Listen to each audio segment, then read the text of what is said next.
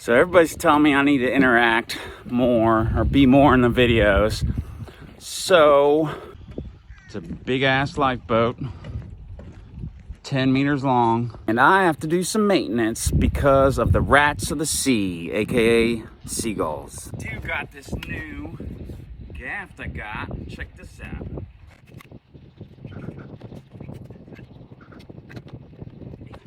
They shit all over my boat.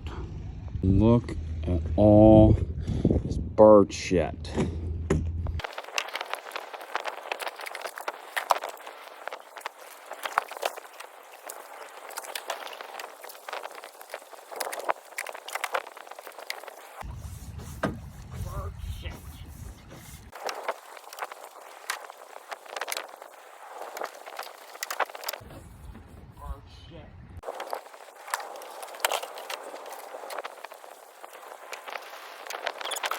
So I really didn't clean it that well because the brush wasn't strong enough.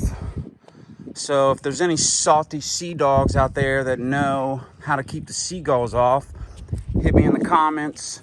So I'm gonna take some fishing line, I'm gonna string it between these things, and hopefully that keeps the sea rats off.